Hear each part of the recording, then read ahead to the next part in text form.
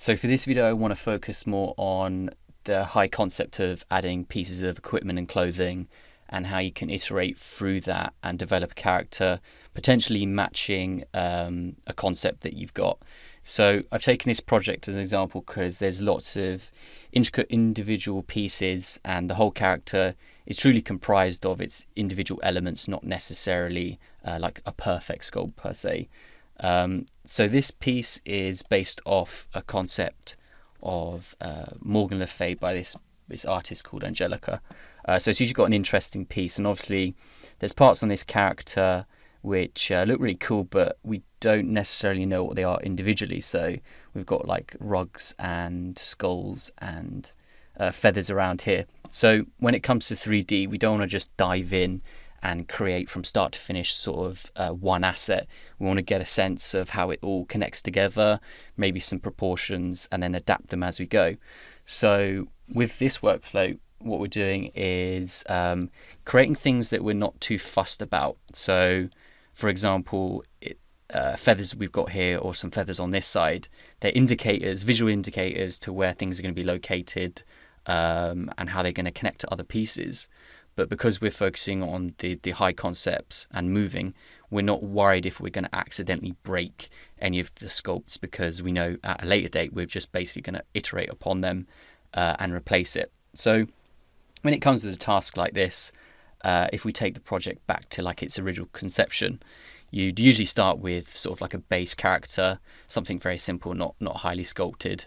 In this case, just focusing on major landmarks. So major landmarks, putting them in just so I can see the distances from each other, where they're positioned on the body, and then we can connect them later with, you know, little bits of equipment that we can go through. So at this stage, it's less about what it looks like up close. So for example, these are meant to be feathers. All it really is a sphere that has had little bits pulled out with the move tool or the snake hook. Looks really ugly from up close, but from a distance we can get a good idea and use our imagination to sort of like fill in the rest. Same with these sort of seaweed elements. These ones are later refined, but on the initial concept it's just sort of an excuse for making silhouettes, which we can see up here. So getting everything with the proportions together, maybe putting and inserting some equipment that's really identifying towards the original concept, which is here. So the location of things in comparison to the body itself. So on a second stage, you usually find that we start to refine the pieces of equipment a little bit further. So a lot of techniques are at our disposal. So for example, the quickest way for me to simulate some feathers would be to come into a different tool, if I can find it. Here, for example, and again, it's just some basic clay that's been manipulated and its geometry is extremely broken, but I'm not too fussed about that. It's just for concepting. And then I've put an individual cylinder down the middle. So what I can do is I can take these pieces, take it to the original, and then start placing them on top of sort of like the disgusting form that we made here, and just replacing it so I get a better sense of how it's going to look for the final piece.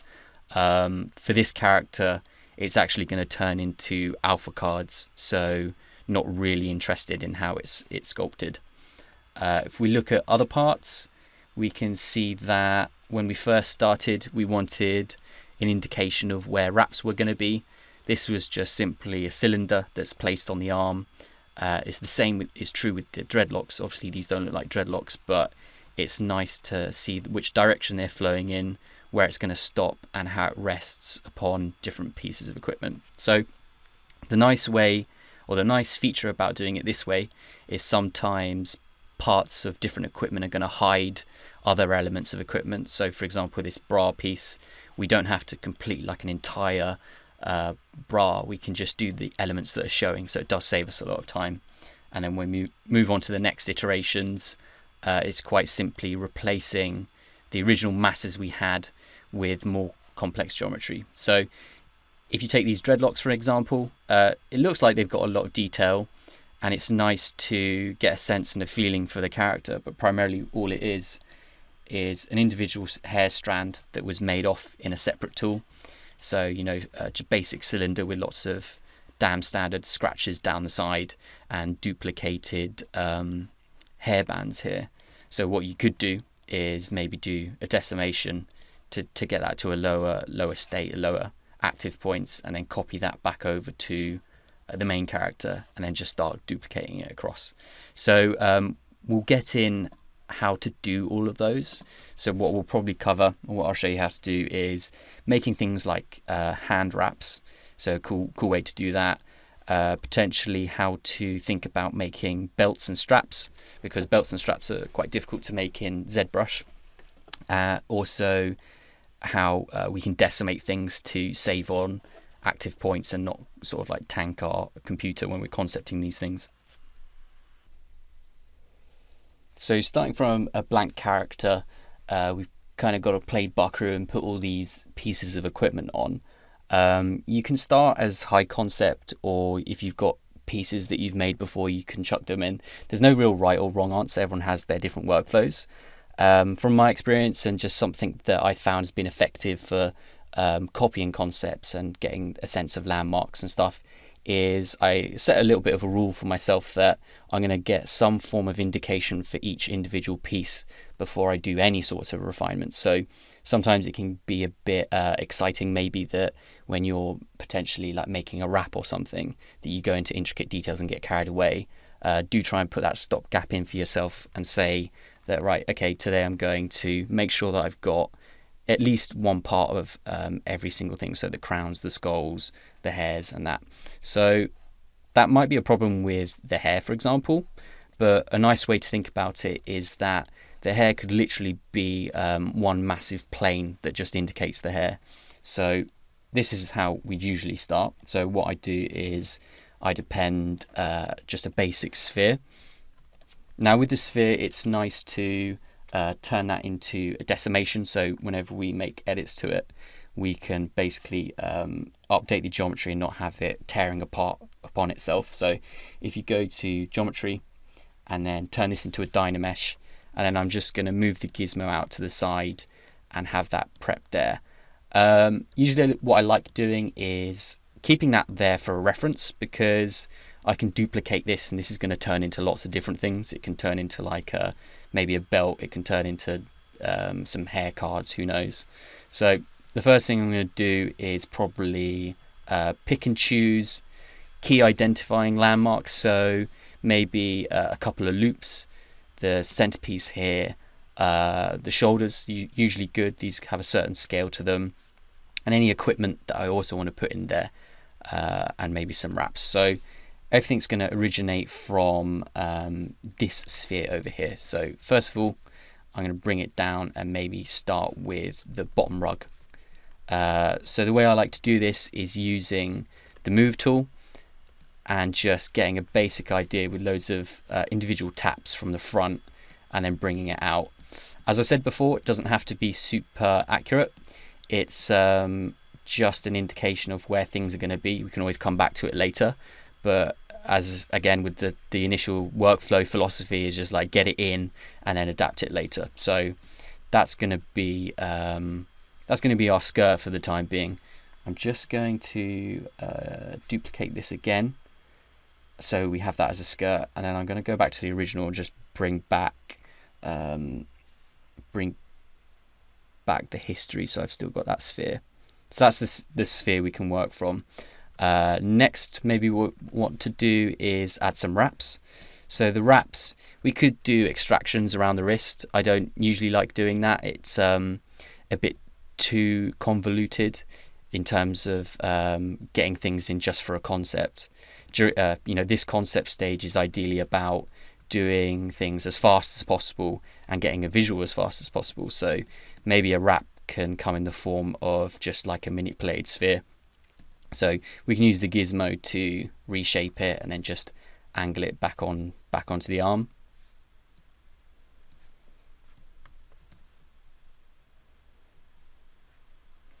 So in our arsenal we have a couple of tools. So a useful tool when making equipment and things, if we press Control and Shift, brings up and toggles our brush to a selection brush. If we click that, we can change this into a clip curve. Now when we hold Control and Shift, the clip curve is selected. So when I click and drag with the clip curve, I can let go, and it's basically going to cut ends or do an incision across the line that I did. So on the black side, it's going to take all of the geometry and squish it back to the other side. So that's a really cool way of quickly shaping equipment. Again, we don't want it perfect. We just want a visual indication of kind of silhouettes and surfaces.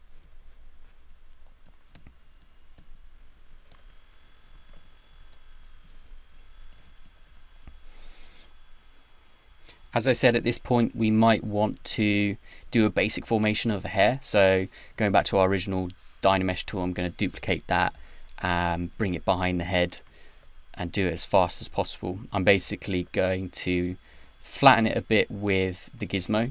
So I can hold Alt on the surface and then drag out backwards. That's going to draw a nice flat gizmo. And I can use the rescaling here to sort of like pinch it down. And that's at its most basic form, a nice way to represent like the mass of hair that's going to be flowing behind her. So what I'm going to do is just get quite a large move brush and then start to get a sense of where the hair is going to start and where it's going to travel as one collective form, if you think about it like that. So it's going to bow out like this, and then obviously we're not too fussed about it because we know for certain it's going to get replaced.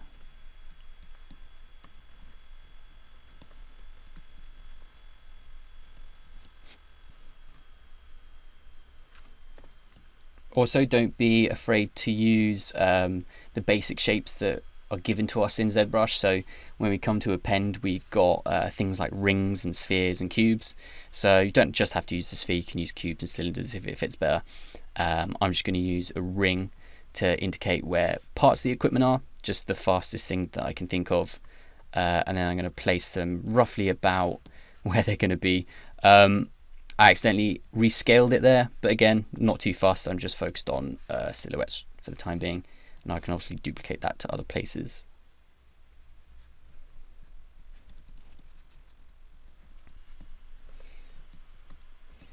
So sometimes you might find that when we're moving parts of this, like a concept sphere, I'll call it, we're going to get some issues with geometry, like depending if we do it too far. So a cool technique that I like to use is using snake hook, which is a brush. So if you go BSH, that's going to bring up the snake hook brush. Now this is going to sort of like drag things out, but the geometry is going to break. So if you use that in combination with something called Sculptress Pro, which is a toggleable up here, and click that, what's going to happen is it's going to generate geometry as we start dragging it around. So for this technique, I'm just going to use it to make the massive dreadlocks pretty much.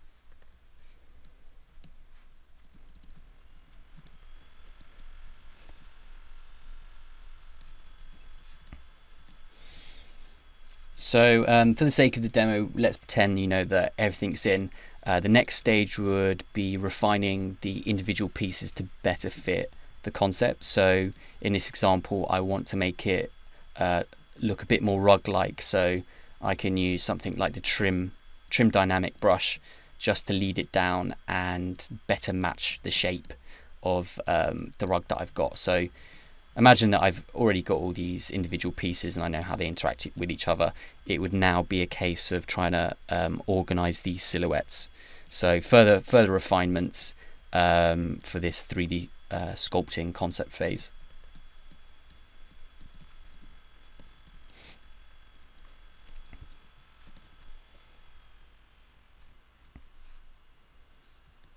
So after that, it's more about transferring from this state, so very slight indications of where things are and their masses, onto more secondary forms. So the assets themselves are going to have a bit of form in them. So this usually works by isolating a shape. So we would have started with a cylinder and then just focusing on the primary forms of that individual piece. So you start to build up more details within the entire concept. So for example, with the wraps, we could be starting with a shape like this, and if we wanted to refine it, this was originally an extraction, But if we want to refine it, just coming in with something like clay tubes and very basically giving the visual indicator that there are wraps. So this is usually really useful for iteration and development, like especially if you're in teams or game development. You want to take this over to other people and get their take on things, and you want to iterate really quickly. So just very loose and imaginative parts, putting in wraps like this is going to help them in understanding what's going to be there. So try and complete it to the state where you can barely just identify what the object's going to be, and then you can come in and actually make the objects later.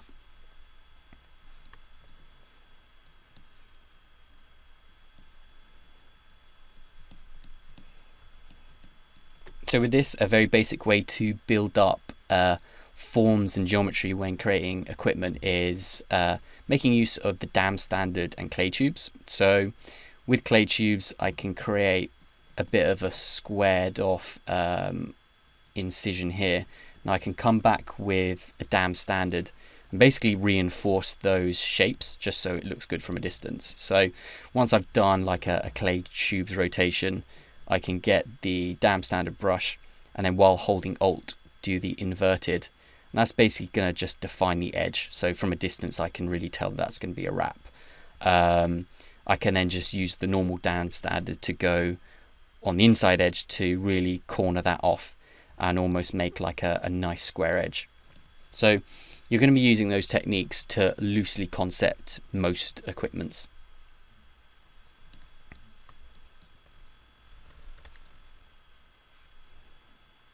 Another way to think about things, we could make use of the masking. So while we're holding control and we get the mask lasso, we can actually draw some straps, and then we've got like a loop that goes all the way around.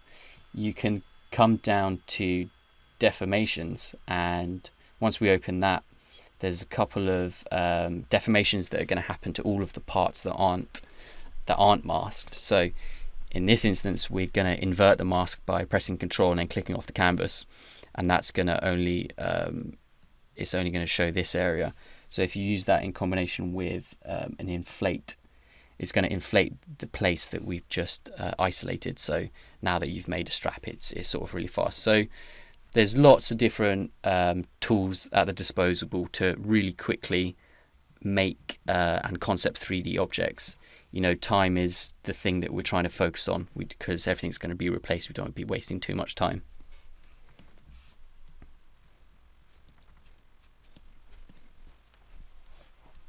So another way to think about really quickly making more advanced pieces of sculpts that aren't super refined. Say we want to turn this into something that looks a bit more accurate to the feathers or the spikes that we're making. We can make use of duplications. So maybe, for example, here, let's find it. So what I've got here, I've made individual pieces, so individual subtools. So quite simply, you know how to make this is like we did with the dreadlock, is making a sphere and then dragging it out, and then it's got a little bit of details in there. Duplicating it 5 times and then stretching it out.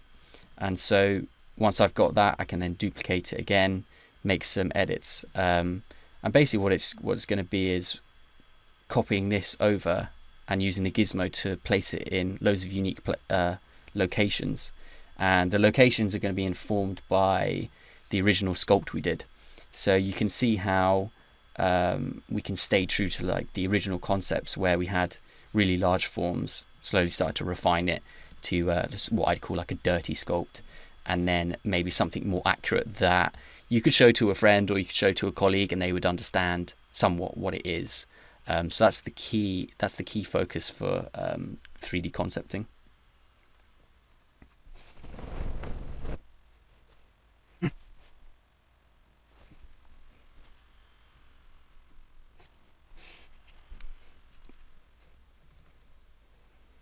Now, if we wanted to make something a bit more unique, like the hair with all the individual loops, and not have it quite a large active points to tank our computer, how we do that is come into a separate subtool, maybe over here, and this is the most basic form. It's just like a long spool of geometry or a long spool of clay. So if I want to make something like that, I could come to append, and then I'm just going to start with a basic cylinder. The cylinder I'm going to bring to the side and then rescale it to about roughly the same as the concept, how thick the dreads are going to be. And then what I'm going to do is increase the length, so I have a lot of area to manipulate and sort of place that on top of the character. What I could do beforehand, and what would save me a lot of time, is if I Dynamesh this first, so geometry Dynamesh, come in, and then before I stretch it out, just put some little indicators of lines and hairlines. So once I put these in, very basic, I don't have to spend too much time on it, and then I stretch it out, it's going to have this sort of like thousands spaghetti effect where it drags it out. So if I zoom out and then come to my gizmo, and then with the gizmo selected, just use this box to like scale it down, you can see I've got some indications of like strands. After this, I can come in, use the move tool to make it look a bit more natural, smooth it out in places, add as much detail as I wanted. In this example, this hair strand had parts of the band on them, and that's really important. I want those details in just so I can see how they're scaled in comparison to everything else, and what sort of visual target I'm going for. So if I can get them implemented in the early stage, when it comes to duplicating it, it's going to be all across the mesh. So that's very important. For that, I'm just going to start with another cylinder, and then I'm going to, again, Dynamesh it.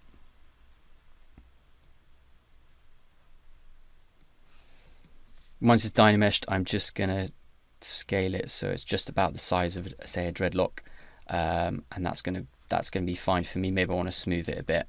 You can put as much or as little detail as you want into it. I like to put a bit more detail in because I know it's going to be used across the entire character. So all the effort I put in here for this this band is going to be replicated across everywhere. So you might want to put a bit of extra time in there.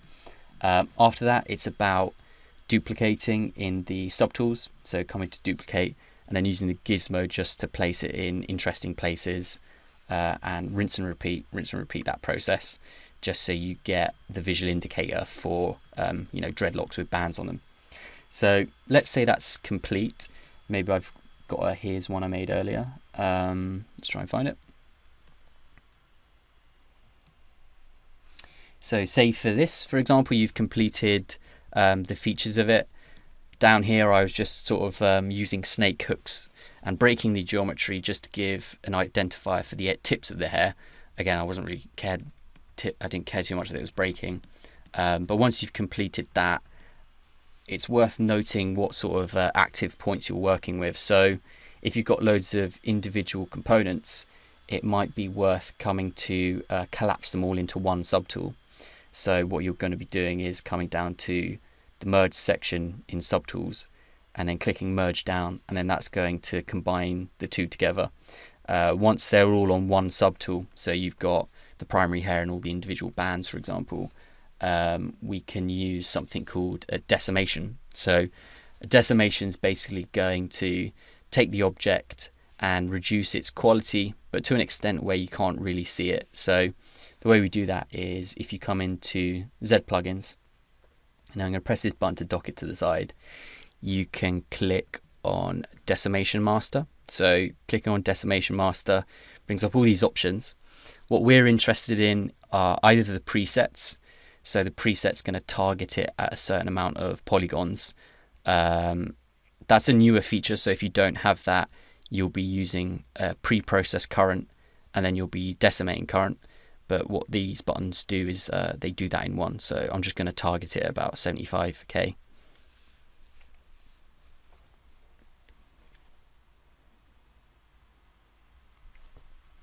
So that's actually updated the mesh.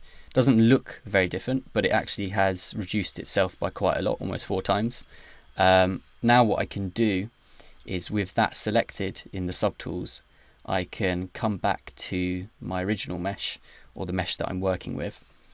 And now what I can do is when I come down to append, which is the main form of getting things into this tool, I can click append, a bit tedious, and then find my original tool that I was working on. So it was this one, this cylinder is where naming comes in quite well, but I know it's this one. So once I click that, it's going to be at the bottom. I just need to find it now so I can move it about. It could be quite big.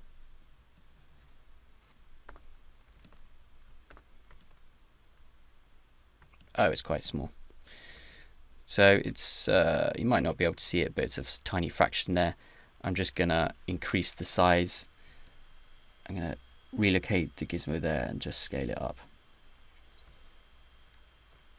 So once that's in place, I can start to move it and then place it on top of the character, so as I see fit.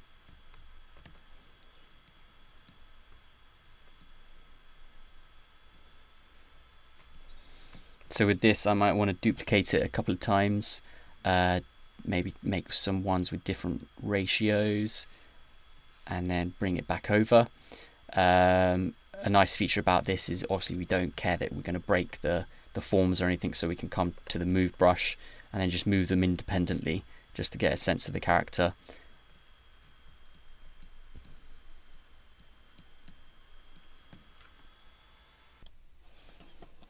So when we rinse and repeat this process, hopefully day by day it starts to take more shape. Obviously these intricate details we at the start kind of looked a bit intimidating, but we found out that if we just use smart duplications and movements, we can make it look quite complex with little work. So get it to a stage where it's clearly representable to the concept. At this stage, you know, now what we're going to be focusing on is selecting the individual assets like this and maybe just editing their size in comparison to each other. And we're not breaking anything because it's going to get replaced at a later date. So for example, we've made these feathers, but we don't mind if we can just, you know, take one of these and stretch it because we know it's going to get replaced. So that's how you start out with the high concept of approaching, like, you know, putting equipment on a character, and then after that it's about the individual refinements of each piece and making a high poly from that.